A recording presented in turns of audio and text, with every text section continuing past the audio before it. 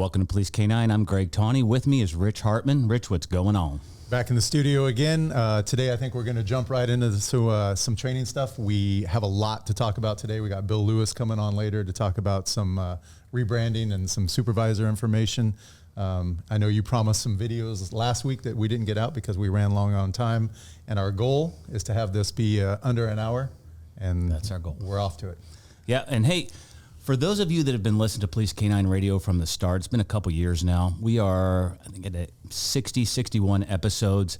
If you're listening to this on the podcast, just go to the show notes and you can click on a link that will take you to YouTube, because we're going to show some training videos on this one and you're going to want to be able to watch those. So if you're watching it on YouTube, just know that we have Police K9 Radio on Spotify and all of the major podcasts. And there's 59, 60 episodes before this one that you can listen to. And we've interviewed some fantastic people over the last 2 years. Lots of experience and lots of things to share. So if you want to go back and listen to the old ones, and we've got guys that contact us and go, hey, man, I'm starting from number one and I'm going through them. Like, more power to you, brother. I don't think I can listen to them again. But there's definitely some great episodes. So either way, there's stuff available out there. Yep, absolutely. So let's move into that training video that we didn't get out last time, and then we'll get rolling from there. Yeah, so we promised you these 2 training videos last time, and they didn't come through just due to us still getting running on some of the technical aspects of this. So I'm going to show you 2 videos. So before the scenario, the handler was told, hey, you're looking for a burglary suspect. It's the middle of the day. School's letting out now. In this area, there's a fair amount of transients. This handler works in a very busy agency, and he's been a handler, I think, 5 years. He's seen quite a bit. His dog's been stabbed, I think, twice. I think he has well over 30 physical apprehensions. So he's been around. You're going to see how cool and calm he is in the scenarios. But even there's always things to learn. So we'll run the surrender scenario first. Again, he didn't know what was going to happen. That's all he was given. Hey, you're looking for a burglary suspect. You're going to do it online because of kids in the area, transients in the area. Just react to whatever unfolds in front of you. Do all states across the nation have a transient problem? They know what that means? I think 50% of all transients are in California, so yeah, we're the winners. Yay, good for us. New York is right behind us. Okay, getting close. Oh, hey, hands, let me see your hands. Get down on the ground, you're under arrest. Okay, suspect jumps out, which is Phil Ryder, our decoy, and immediately throws his hands in the air. Get down on the ground, you're under arrest. Easy. Get down on the ground.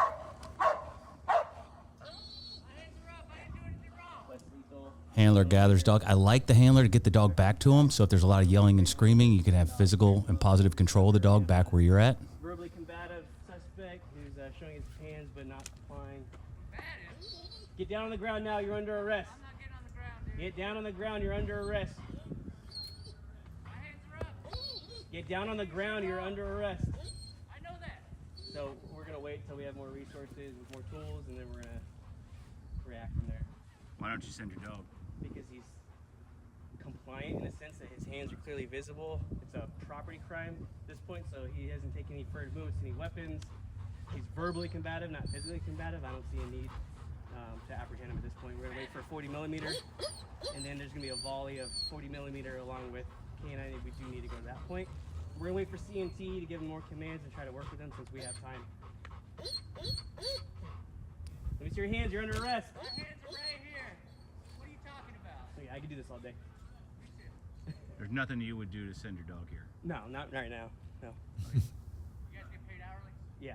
Yeah, and then you can have your decoy chip here. Hey, you guys get paid hourly, Start making it personal, right? Yeah. And see if emotions can play a role in this. Because when we're doing our scenarios, I'll chip at the handlers, and I'll try to get them emotional. And whenever we're making decisions out of emotion, generally it's the wrong decision, whether that's in your private life or whether that's on the street. Yeah, and I think the good thing we can see here, and we'll end up talking about it with Bill, because I've listened to some of his talks that he's had before, is we are ending this scenario with no bite, We're doing some critical thinking here, and we're going to, hopefully, if the handler's with it, they're going to put that in their log. So when it goes, maybe if he ends up in court or some other issue, like, yeah, we do this critical thinking stuff. We do de-escalation. Not every deployment and training ends in a bite. And this is one of those scenarios. And this is what we need to have across the board in more trainings, is where things don't end in the dog physically apprehending somebody, because that's real life.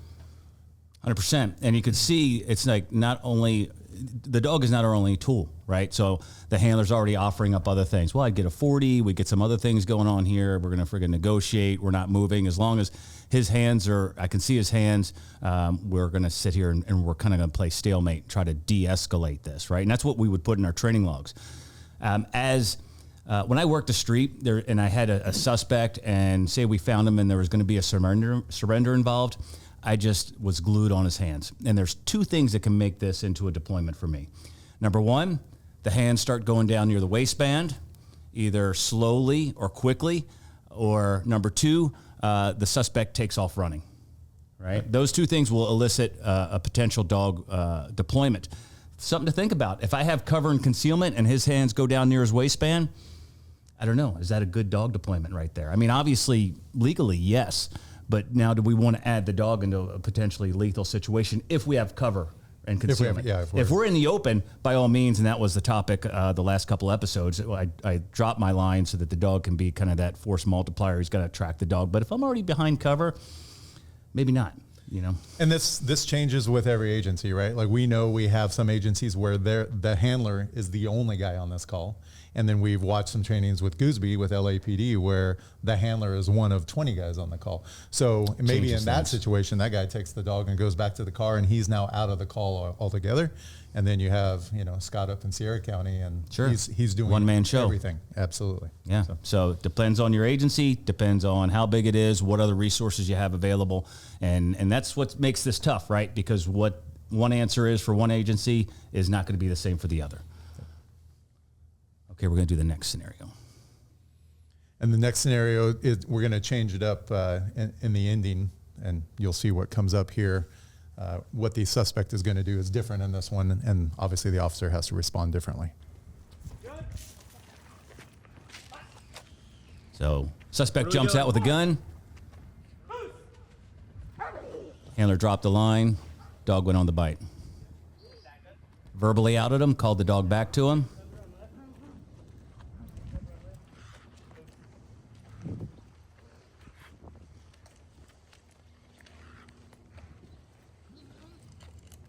Move into some sort of cover concealment. Suspect behind the dumpster. Come on now, you're under arrest and shot. What are we doing? We're calling for a backup. We're getting a car out and we're getting out of here. And that's Greg asking, what are we doing? Because he's obviously trying to get in the handler's brain, make sure the handler, we don't have radios on this call. We don't have, during scenarios like this, we're not communicating with dispatch, but we got to make sure that we're teaching the handlers to be able to communicate with dispatch and telling us what's going through, their thinking, so that we understand, like, you guys are processing this, right? I wasn't at this training. I have a question. Would you have a problem leaving the dog on the bite and not outing him in that situation? And so that would be the critique. Obviously, legally, we can leave the dog on the bite. He came out, he had a gun. There weren't any shots fired per se, but it all happened very quickly. That was the one critique here was, I think ideally you move to cover, concealment, and then you recall your dog versus doing it in the open. Now, and again, kudos to this handler, and I asked him and his agency if I could show this before we showed it to the world, because like he's making split-second decisions, and that's part of this. So this is an excellent handler on the street, numerous apprehensions, very busy city, and even that small critique, right? Like we were able to find one thing in the scenario, like, hey, you could think about this. He's like, all right, that's a good idea. Put it in his memory banks. Anything similar happens again, he'd probably do it a little differently. Maybe that changes the outcome. And that's what you guys need to be doing in your training, as simple as this is. Yeah, it is. I mean, it's an easy call, right? But it's not easy. There's a lot of things going on, because I would assume he walked into this scenario thinking it was going to be a typical dog call, right? Like, we're doing something, we're talking to the bad guy, something happens, and now I'm required to send my dog. And that switch to now he's in doing a lethal call, and he's got his dog with him. He's having to balance those things out, plus his communication with his cover officers and finding cover, and probably knowing that you're back there chipping questions in his ears where he's like, oh shoot, I have to answer these questions, and do the right thing. So yeah, it's a lot of critical thinking, like we talked about on the previous scenario. These are things that need to be in your logs, because at some point it's not 1985 anymore. Some point somebody's going to want to see in your training that you're doing scenarios that don't end in a physical apprehension. Yeah, and this is just a regular training day. It's not like, hey, we're going to set this up for the podcast. This is an old video that I had taken, and I just went through them. I'm like, okay, which one's going to illustrate a few things? So you can see the cover officers aren't in full uniform and stuff like that, and it kind of is what it is. But we didn't set this specifically up just for this. So this is how your training should look, and it doesn't have to be like your entire training is scenario or reality-based training. We start every training by going, hey, let's do our basic skills. We do a call off, we do a bite, we do an out. Boom, that's a half hour. And it's usually an 8-hour training day for these guys. So we bang that out quick. Let's do a building search. Okay, boom, boom, boom. Let's work on certain skills that the dogs need. Okay, so after the first hour or two of training, we've knocked out the dog portion. Now let's work on the handler portion. So that's kind of how our trainings run. So there's no reason why you guys can't fit at least one scenario like this every single training. Well, and I think Bill's going to talk about it, and it's something that we're aware of because we do have young dogs in training. We have dogs that are 13 months, up to 7, 8, 9 years old, right? If you have a young dog that needs bite work, it's still in that development stage. This scenario is over. Now we can move to the side and we can start doing dog development, just not part of this scenario. So like you logged your critical thinking, your de-escalation, your lethal cover, all those things are happening in this call. Now we need to work the dog for a second. No problem. We can stop the scenario and do a little side work on the dog. Absolutely. So, let's move into the training tip of the day. This is a good one, and this is one that we deal with because we raise a lot of police dogs, and a lot of them are handled by young female handlers.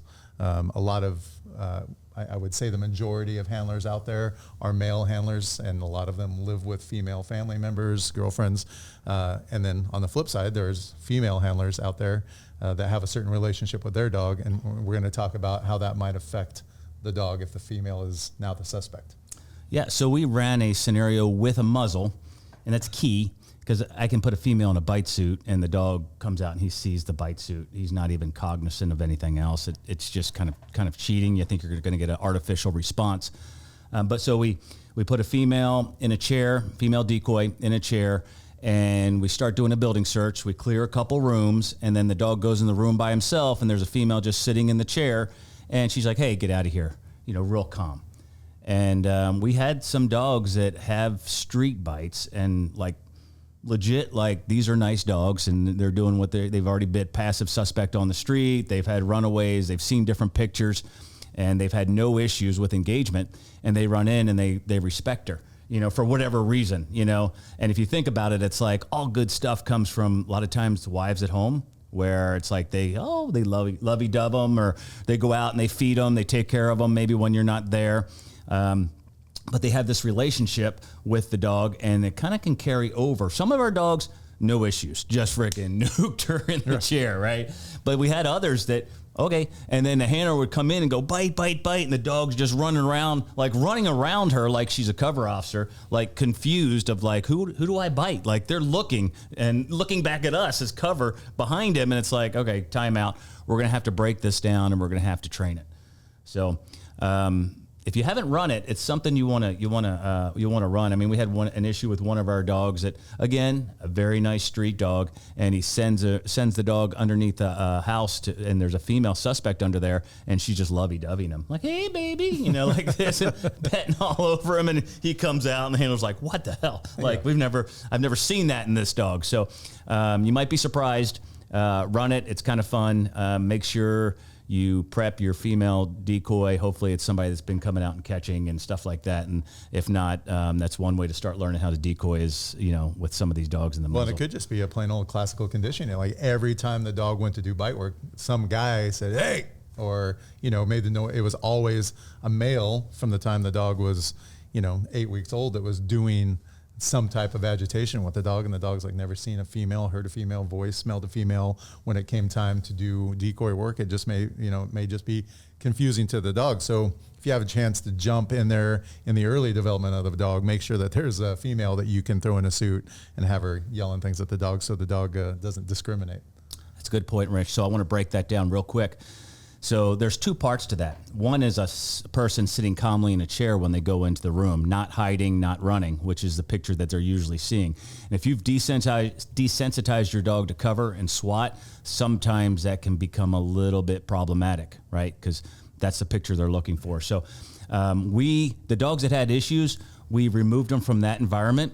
We put a female decoy behind a chain link fence and had her passive, and then we did a search where the dog would find her, and then if the dog didn't fire off right away, then she had a pad stick and bang, hits the fence and elicits the fight, almost like, hey, recognize, like, yeah, I'm female, but I'm still dangerous, and kind of initiate the fight and then run the dog again just to kind of show them the picture and kind of break it down.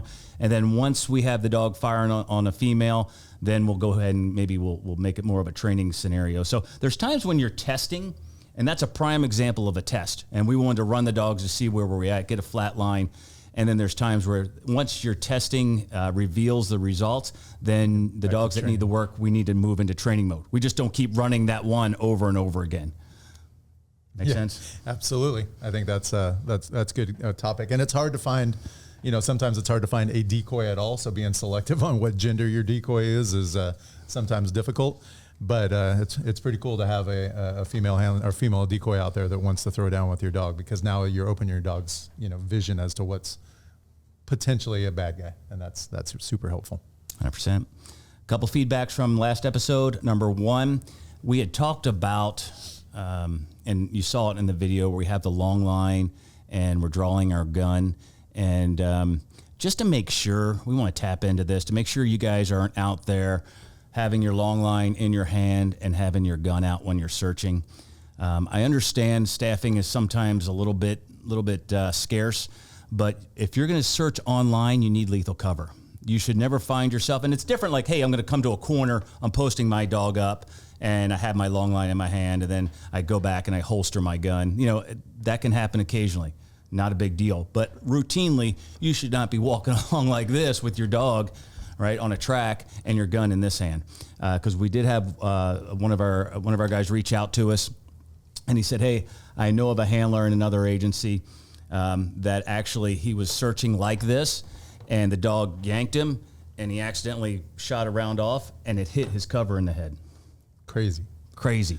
Cover officer lived, was medically retired, and then eventually went and worked for another agency. So it's happened. So just be aware of that.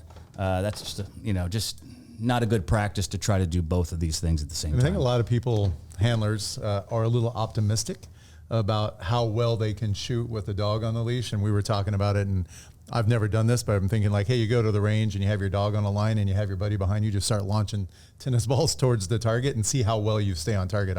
It's going to pull you off. It's not easy when your dog you think you're going straight, your dog catches odor, your dog moves around an obstacle, pulls to the left, pulls to the right.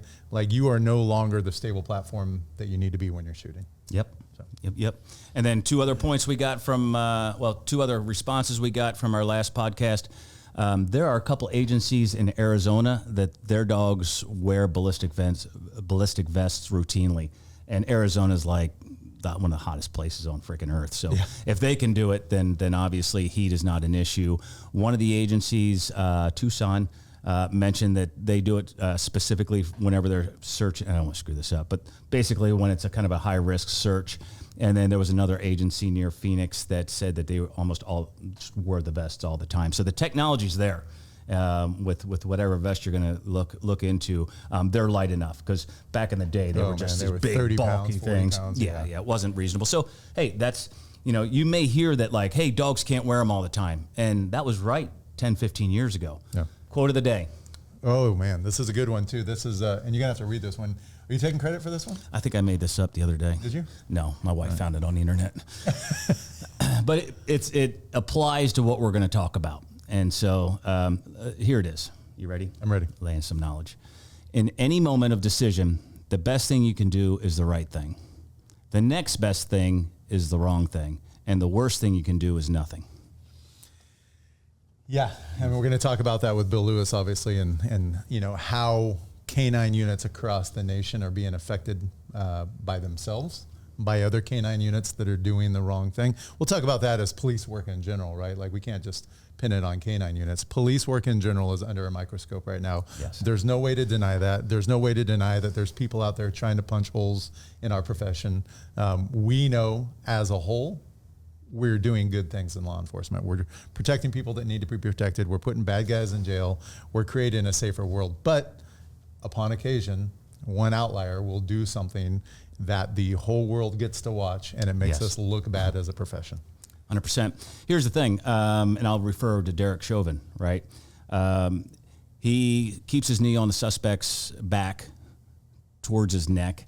I don't think it was on his neck. It was kind of on his back. Suspect was cuffed, something that we generally don't do. And that had an impact far and wide, nationwide. It affected every law enforcement, and not only in the U.S., but everywhere in the world. We lost the carotid as a result, and he wasn't even applying the carotid. So something that you're doing, or something that one of your officers in your agency is doing, or neighboring agency, that can impact and have ripples throughout the industry. So, Rich and I had talked about this. We were going to like critique certain things that we saw on Instagram or YouTube, and we've decided not to, because I don't think it's fair to that officer, because sometimes the things that are depicted, it's a 10 or 15 second clip, and you don't know what that officer was thinking. And, you know, there's going to be a full investigation later by that agency. So I don't want to harshly criticize these officers that have more information than I do. Right. And I'm going to assume like everything is just what I see on the video, because it's not. But there are a lot of videos out there of suspects somewhat compliant, and then here comes the dog. And, you know, again, not specific to anything out there. I know we've all seen videos, and I'm not going to comment on those particular events, but if all they had was the suspect was complying and we're sending our dogs, we're going to lose them. And I love this profession. I have a passion for police dogs, and I would hate to see us lose police dogs over one or two deployments out there. And this is where, as an industry, we need to police ourselves, or the public will. Again, we lost the carotid, right? The carotid was in play for 40 years. Yep. And in one incident, one video, boom, it was gone. Washington State, they tried to outlaw police dogs. So you don't think that can happen again? And chances are it's going to happen on the West Coast, and it's going to move all the way across the United States. So we need to be better than that. And this goes, if you're working with somebody and you witness something, you know, have the compassion, care about your brothers and sisters enough to confront them when they are making poor decisions. And, you know, it's not always the easiest thing to do. Honestly, courage out there, like a lot of times it's easier to do our job than it is to confront somebody that you're working with that like, hey, dude, like, that was kind of not right what you did back there, you know, and then talk to them, right? Or are you okay? Is everything all right, man? You seem like you're a little off the handle there. That was a little quick. In our profession, that matters, right? Like if I go to Starbucks and the barista's having a bad day, I get a crappy coffee, right? Like if a cop's having a bad day, a lot of bad things can happen, and you kind of owe it to that other officer and yourself and the profession to be like, hey man, is everything okay? Because that didn't feel good. And I'll throw myself down on that. I remember being on calls. One particular one that I'm willing to discuss was a domestic violence call. And I had talked to the female victim, and she was banged up pretty good. And then I go contact the suspect, and I just felt myself getting angry, right? And I found myself trying to elicit a response from him of like trying to get him to be violent with me, so that I can administer, you know, if you want to call it street justice or whatever, right? Because it's like my emotions had taken a hold of me. And first off, we're humans. And, you know, I was lucky enough to have a senior officer there that's like, hey, okay, all right, you know, calm down, like, or, you know, just kind of gets in front of me, kind of takes over the contact, gets back into professional mode. We take the dude into custody. And later I was like, hey man, thanks. Like, for whatever reason, that one just kind of hit home for me. And, you know, I had a lot of shit going on at that time. So I appreciated that, right? Because I could have done something in that moment that could have affected the course of my career, right? And, you know, probably not law enforcement in general, but fuck, who knows nowadays with all the cameras that are on us. Well, the reality is we don't deal with the best humans all the time, right? Like we deal with some people that are really bad people, or they're maybe decent people that are doing some really bad things. And if you don't have an emotional response to that, then, you know, it's a human thing that's happening, right? Like if I go on a call and I'm looking for somebody who just sexually abused a 3-year-old child, like my mindset is already doing things. I can't help that. I can't help that I feel like I really, really want to catch this guy, and I'm really appalled with his behavior, and it makes me feel a certain way.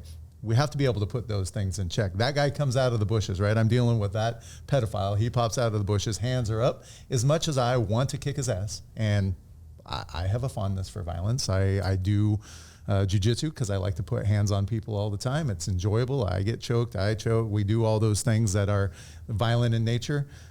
I like that. But I know if that guy's got his hands up and I do something because I want to have some kind of, you know, response to that person for what they've done.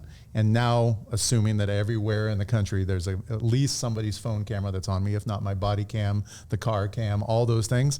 And I enact some kind of street justice on that guy, then I'm now the wrong one. And it doesn't matter what I feel, somebody in the world is going to have a response to that, of that being unfair. And the reality is it is. Like, Sure. I have to play by the rules now. And this is what separates us from them, right? Is we control that animal instinct. Sean O'Gorman would call it your monkey brain, right? Like it's primal, right? And it's in it. We're 99.9 something monkey, right? And so that's in there, and it's okay. Is recognize it, but we got to control it. And if we don't, we're going to lose one of the great tools we have of police dogs. So. And there's plenty of opportunity. There will be plenty of bad guys that want to run and fight. Use your dog. Absolutely. I mean, that's what they're there for. Find people if you need to use them as a force option. If you need to use them as a force option, they're there. Your dog should not be a tool for you playing out your emotions. Yep. So on that, why don't we contact our guest here? Let's do it. Let's get online with Bill Lewis. I don't know if any of you are familiar with Bill Lewis. He's been on our podcast before. He's been on other podcasts. He's out there teaching, Canine Supervision 360. What's the name of the class that he does with you, Greg? Canine Supervisor. There's 5 more at it. 365. There we go. Because 365 days a year. Not just 360 degrees in a circle. But Correct. I see. You guys are little number games there. Yeah. So, got to put my earphones on. Making phone calls. So I'm going to get Bill Lewis on the line, chat with him about essentially rebranding your canine unit, if that's what needs to happen. Canine Hotline. There we go. And with us, we have Bill Lewis. Thanks for coming on, Bill. Hey, what's going on? Good. Hey, thanks for waiting for my football game to get over. Oh, nice. Who are we watching? 49ers. Oh, man. Who won? 49ers. There we go. Oh, rare occasion. Caught you on a rare occasion. Hey, Bill, just briefly, I know most people know who you are, but could you just give us a quick rundown of a little bit about what you've done and what you're doing now? Bill Lewis. I retired from the Oxnard Police Department in California after working there almost 28 years. During my time there, I was 4 years as a canine handler, 9 years as the canine supervisor, and I spent over 25 years on our SWAT team. After I retired, I kind of stayed busy in the canine world, and I've been teaching a liability class, serving as an expert witness, and writing a bunch of articles. I also teach a class or two, and one of them is with you. Yeah. Hey, and for those of you that haven't been to Bill's website, it's Tactical Canine USA. He's got like a ton of articles on there, and it's all free. And he also does a newsletter, and again, it's free. And I think I looked, you almost have like 6,000 subscribers to that newsletter, unless that's changed. So it's, yeah, about that, yeah. Yeah, that's awesome. And the other thing is, Bill was a cop a few years ago, but he's very current on everything that's going on today, and he's keeping current. And so all the information you're getting is like up-to-date information. So where a lot of us, maybe haven't been doing it for a while, and then we start teaching, and you've seen it at conferences, and they've been out of the game for 20 years, and the whole things have changed since then. So Bill's not one of those guys. He's also little known fact about Bill, the recipient of the Cato Lifetime Achievement Award. Enter applause here, right there. Yeah, that was a nice plug. We can't afford the sound effects just yet, Bill. Well, I think the thing I know you guys are working on it. We're working on it. We're almost there. There's a button down there that does it, but there's a good chance you'll hear 10 other sounds as well. I think the other important thing that Bill's doing, Bill, this is Rich. I think the other important thing that Bill's doing is working on cases that are in the courts right now and testifying and being an expert in those and seeing where guys are steering the wrong way. And I assume, Bill, you're going to give us a little advice, or at least give the listeners a little advice on what we can do to keep out of trouble, which is something that cops across the board need, and definitely canine handlers. No, absolutely. In fact, I think probably one of the most, the hot topic nowadays, or whatever you want to call it, but I think the bite is probably one of the biggest, hottest topics out there right now, and getting a lot of people in trouble. And I'm actually working on a case currently right now in Northern California. And the whole crux of the case right now is the duration of the bite. The court ruled, hey, that was a good deployment, and we're only dealing with the duration of the bite. And it was total time, less than 42 seconds, but I really see that's going to be the trend for a lot of plaintiffs' attorneys are going to go on the time that these dogs are on bites versus deployments. Because overall, most of the deployments, 98, 99% of the deployments are all good stuff. But what we're kind of lacking nowadays is how long we're leaving the dogs on a bite. Bill, we were talking about that right before you came on. Greg had a couple training videos where the end of the training resulted in no physical apprehension. Actually, the handler had to do some critical thinking, had to decide whether it was going to be a lethal call, a dog call, or just, communicate with the suspect and have that suspect give up. Are you seeing a need for more of that in trainings across the nation? Yeah, absolutely. An absolute need for it. And here's the thing too, and I understand how we want to give our dogs a bite sometimes at the end of a scenario or something. But most of our dogs, not the green dogs, but these other dogs, they know how to find people. They know how to bite people. Mm-hmm. And what they don't always do a great job on is releasing people. And I think that the crux of our training has really got to shift toward no bites. You could still give a bite. And here's how, this is as simple as it is. We got a guy hiding behind a door, and that's the scenario, right? And the dog finds him, and the dog's alerting, okay? And once the dog has done that and alerted that handler, the scenario's over.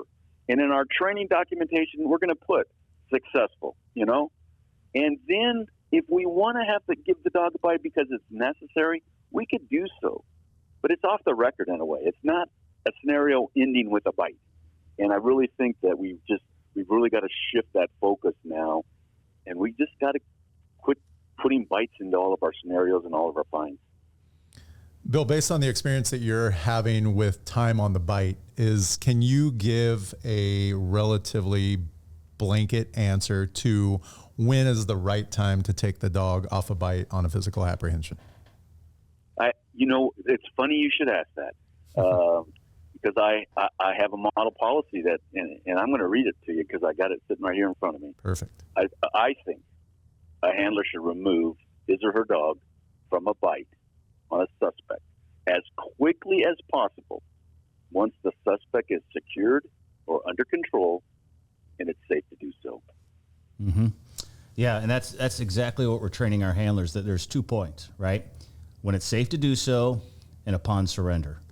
Right. So, and I think, it kind of brings up the other topic, right, of, and we can, I don't know if we want to go down this rabbit hole of doing a verbal release or going up and doing a tactical release where you take positive control of the dog and then you tell them to release, not like get him up there, and try to, quote unquote, choke the dog off, but simply grab the collar, tell him to verbally release. Dog opens up his mouth, you pull him back, and then you grab 2 points of contact, and then let the cover officers complete the arrest. So, Bill, do you have a preference on either one of those? I really don't, and I've really changed my philosophy this last year. I don't care how you get your dog off. I don't care how you get your dog off. Just get that damn dog off when you tell him it's time to get off. And philosophy. Verbally or going over and grabbing because what you just described is how I took my dog off. I grabbed a hold of. I like having physical control of that suspect. I like them to be secured and under control. Mm-hmm. And if that's possible, and my backup officers are competent, and we're all going hands on here, I just grabbed the collar to my dog. I gave him that verbal release command, and he let go. I didn't choke him off. I didn't pull him off. I just maintained his head, so there was no chance of a rebite. And if I had to redeploy him, I could let him go. But that was my preference. But again, there's a lot of people who preach the verbal outs, and I'm cool with it. If it's safe to do it, do it. But don't do it unnecessarily. Don't do it because you think that you've got to get this dog off as quickly as possible when it's not safe to do so. And that's the kind of the double-edged sword we're looking at, where some trainers, some agencies they're trying to rush that dog getting off the bite when it's not safe to do so. So me personally, again, I don't care how you do it the safest way. Make sure you train, and make sure you train both ways. I mean, you should be spending just as much time training for your verbal out as you do your physical out. Well, that's one thing that since I started working with Gregg at DTAC, we know that there are other agencies across the state that are teaching 1 or 2 options. Gregg requires all of the handlers to have 4 options to out the dog, and for them to be proficient in all of those. That way, when you get up to the dog and the dog's on physical apprehension, and one of those won't work because, maybe it's a geographic situation, maybe there's too many people there, maybe the guy's, upside down fighting your dog in a bale of, fencing or something like that. Whatever it is, you have a second and a third option to get your dog off the bite, like you said, in a timely manner, so that I'm not, the guy on YouTube that's, screaming out to my dog for a minute and a half. Yeah. It happened to me personally. I had a rape suspect take off on foot. Door popped my dog to me, sent him across the Winco parking lot in the middle of the day. My dog catches him. He falls on top of my dog. This is probably my 7th or 8th bite with this dog. He always outed perfectly fine, never had an issue, but he kind of got hurt on this one. And suddenly he's like, I'm not letting go, And then I was sitting there like, okay, I go to my e-collar. My e-collar got screwed up. My buttons aren't they weren't in the right position. And now he's not outing, and I've got people walking back behind me like, officer, do you need assistance there? Like, I got it. Everything's completely fine. Nothing to see here. My dog's biting this dude. And it's like, okay, wait a minute. That was my only options, right? Because he always outed, right? I never had an issue. And now suddenly he's not. And so we trained 4 different ways to get him out. And, this is something as don't get overconfident with your dog. There's times where, if there's enough pressure put on a good dog, they may decide not to release. And you need to be prepared with other ways to get your dog to release the bite. And that doesn't, I just want to clarify that doesn't mean, so if you're telling your dog to out and people are like, well, he's putting pressure on the dog, why would I out? Pressure to the dog can look like panic on the suspect's behalf, right? The suspect's panicking, screaming, flailing. That looks like a fight to the dog. So the guy might be trying to give up. No, he gave up. he gave up. Yeah, but the dog is taking that as like, yeah, we're still fighting. He was already squashed in the big the hit and the roll and everything else like that, and it flipped something in his little brain, and he was like, I'm not gonna let go of this guy. Right. So, from there on out, it's like, well, you need to train some other options in case somebody else is in that. And Bill, you've seen a lot of videos of guys not being able to get their dog to release, and they panic, right? Now it's like, out. They try to lift off, and then they abandon the lift off, then they try the e-collar, then they go back to the lift off, then they go back to the e-collar, and, they're trying all these different methods, and obviously they didn't train, okay, let's have a backup 1, let's have a backup 2, let's have a backup 3, and get proficient in all of those. No, absolutely, and I think, you're doing this all the time, but and not only that. So forget about the physical aspect of that. Your documentation has to relate that as well, because again, when you're going, if something fails down the way, you're going to show that you have plan B, C, and or D, available. And your training documentation should relate as well, just like and for me, again, I've changed my philosophy, but I mean, every training session, you should be doing a verbal out test, and you should be doing a physical out test. And then if you've got two more, that you guys are training for, boom, I want to see those all tested, all successful. So when somebody comes looking for you and, saying that you're not doing the right things, you can say, oh, that's not true. Here's the proof. Bill, can we clear something up with you? Because I think there's still a thought that goes around the canine community that handlers should not be taking their dog off the bite until the suspect is handcuffed. Can you address that?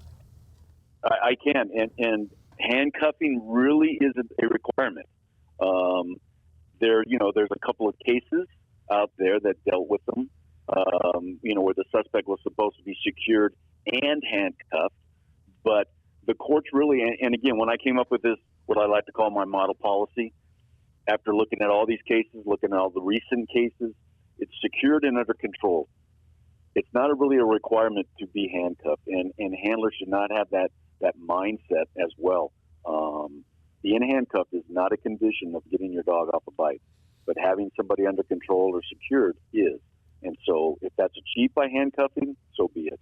But handcuffing is not a requirement. Thank you. I appreciate you clearing that up, because I think there's definitely when I started canine work, that was it, right? Like the dog stays on the bite till the guy's handcuffed, end of story. Yep. That's how it is. Yep. And times have changed and court rulings have changed, and we have to be flexible with that, and we need to be able to mold around current laws. Absolutely. And I was the same way. That was our mindset. Once they're handcuffed, then we'll take that dog off. And nowadays, again, that's not acceptable. And really, this whole time frame of when excessive force starts really comes into play when these dogs are on a bite. And somebody can be fighting the dog off or just trying, defensively trying to get the dog off. But once that handler makes a decision, you know what? Force is no longer necessary. I need to get the dog off the bite. And once they give that first verbal command or they grab, whatever they do, but once they give that first action or command for that dog to release, that's when the unreasonable clock starts ticking. And that's where you're going to really be held accountable for. And to me, that's the most crucial time on a bite.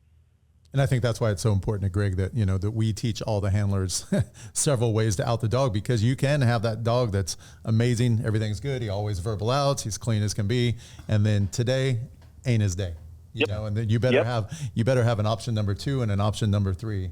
And you better be proficient at those things and not fumble and not being sloppy with how you're making that happen. Because like Bill says, the clock's ticking. You said you're out once. Now you've decided that the force needs to stop and the dog is continuing to add the force. There's a problem.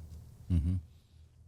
Yeah. And you've seen the videos out there where these lengthy bites are on there, and almost all of them right off within the first 5 seconds, the handlers are giving commands for the dogs to release the bite.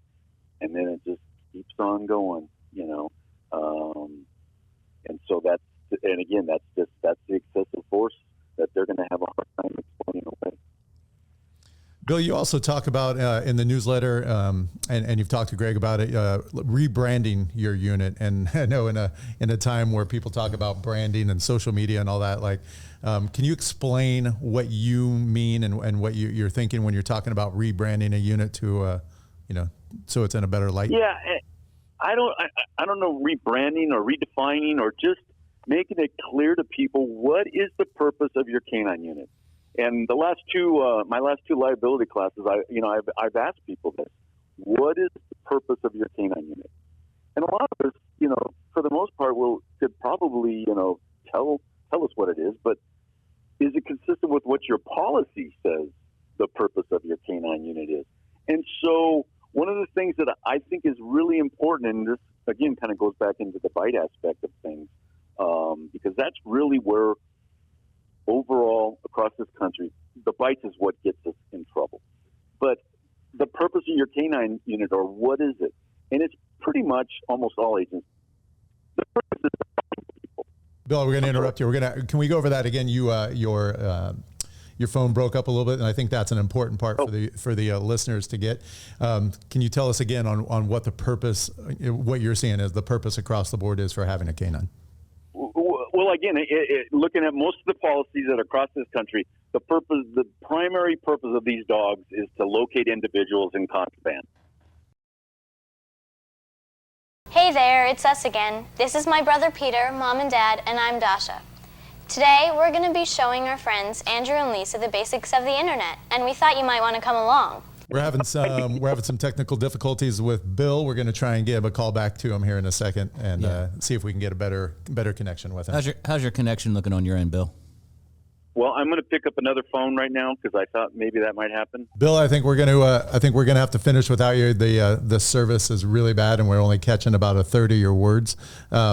I think we know where you're headed, and we're gonna do a little chatting with you or chatting about what you have to say. So, all right, I'm sorry, guys. It's all right. It's all good. Well worth the effort. Okay.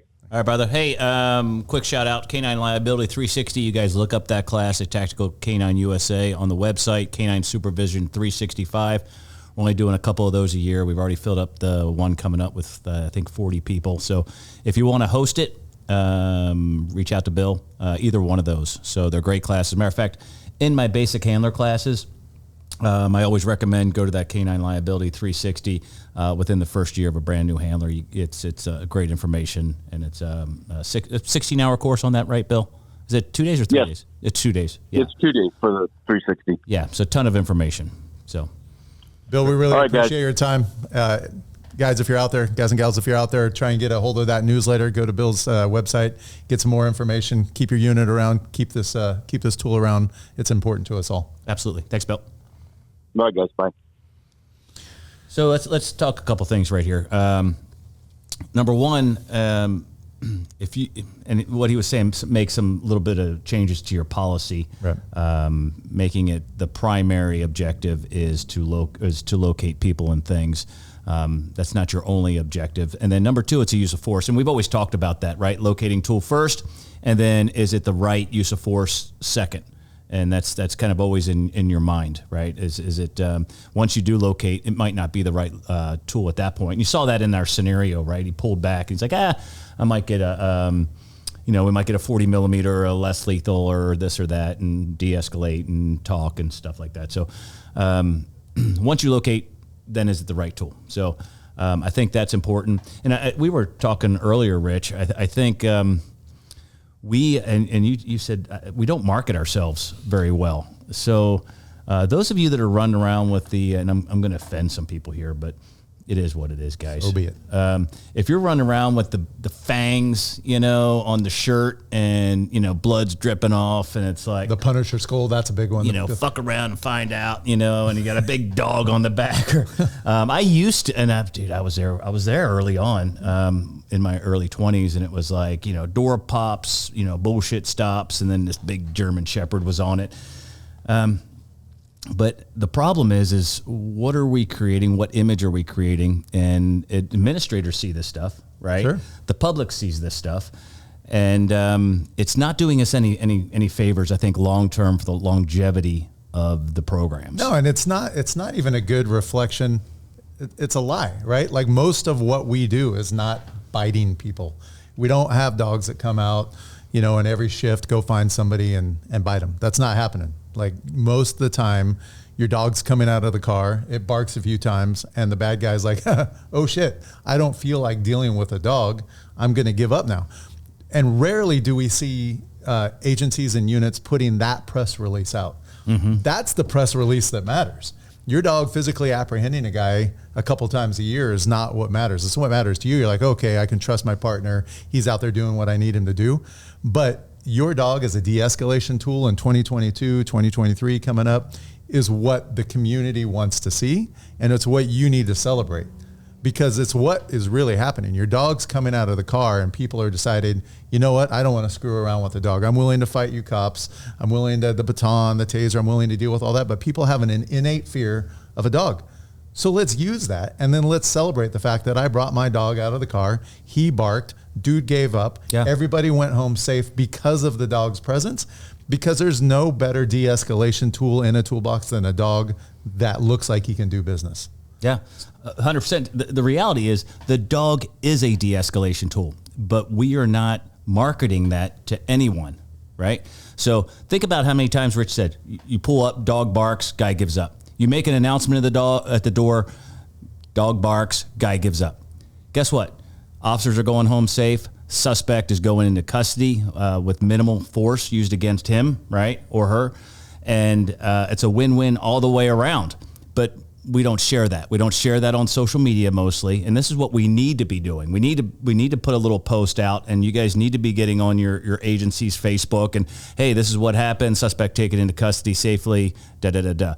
Like, rather than that, what do we see on social media is we see all the bad stuff, like the dog not outing, maybe questionable deployments.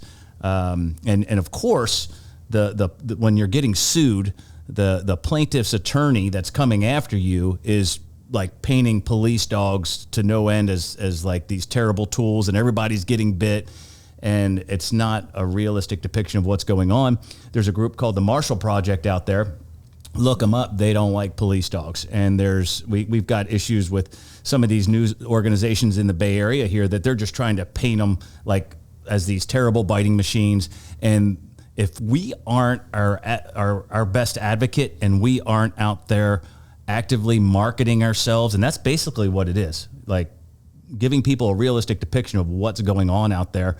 Then we mentioned George Floyd early on and Derek Chauvin, and we lost a carotid like that after something that's been used for 40 years in law enforcement at least.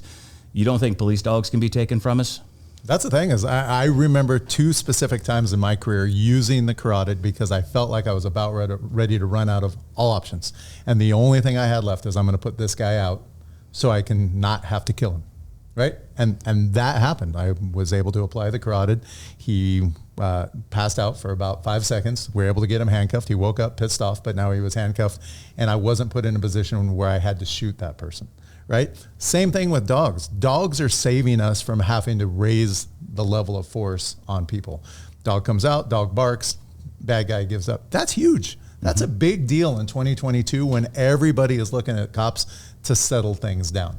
So if now we end up biting somebody and somebody has a problem with that, and you've never talked about all the times that you've de-escalated a situation by having your dog out, by all the times somebody's given up, been arrested without any incident because the dog's there and the dog barked. We never talk about that. We only talk about the bite. And now there's a question about whether the bite was a good bite or a bad bite. And then they look into you and your unit, and you're at the local barbecue that you held for your canine unit, and you've got a sweatshirt on that's got a skull and crossbones and fangs hanging out, and the Punisher skull is on your cup, and you're out there, and is all you're talking about is the violence that your dog can do. How do you think that's going to make you look? That's right up there with the guy that's putting notches on his AR for every time he shoots somebody, or he's got, numbers on the side of his patrol car for every dog bite he has. Like, it's 2022. That's not going to go well. And it shouldn't go well. That's absurd. Sure. And, it's happened where officers had to show their tattoos in court because they're going to try to paint you out as this like warmongering, person that's just perpetrating violence, you have no feelings, and this is all you do is you go out on the street and you're the bad cop. Well, the tattoos, it can be brought into court, and they can take photos of it, just like, and you mentioned it, the guys with the AR-15s that would have, certain sayings on their rifles. Well, you don't think there's any pictures of you with these logos and wearing these shirts, and, think about your Facebook, think about your Instagram on the private level. Everything's on the internet, and it's out there forever. So we need to do a better job at that. I got a call from a small agency. They're looking for a trainer. I think they've got one dog. And I'm talking to the sergeant who actually had worked a dog before. And he goes, hey, once we're done with this dog, we're probably just going to go single purpose, because of the liability and everything.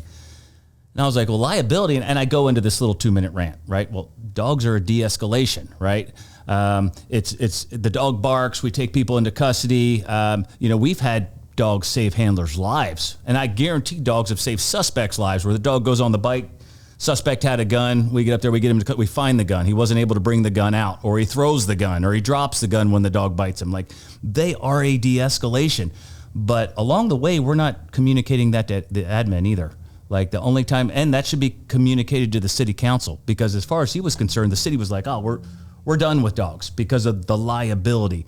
And it's like, oh, well, you're increasing your liability. And I should have said, and I think in the future, what I'm going to say is I'm going to be like, okay, well, then you don't trust your officers to make the right decision. Is basically what you're saying. You don't trust them to be able to control a dog and make the right decisions on the street. Because if that's the case, like we talked about, Rich, like, he shouldn't be driving a car. You shouldn't be given a taser. God forsake, you shouldn't be given a gun. You shouldn't be given a baton, because you can't be trusted to make the right decision. And maybe that's the case in your agency, right? Maybe you've got 8 cops in there and you're like, you know what, I really don't trust any of these guys with a freaking dog. Okay, I respect that, because I don't want to give a dog to somebody that's going to fuck it up for everybody else, right?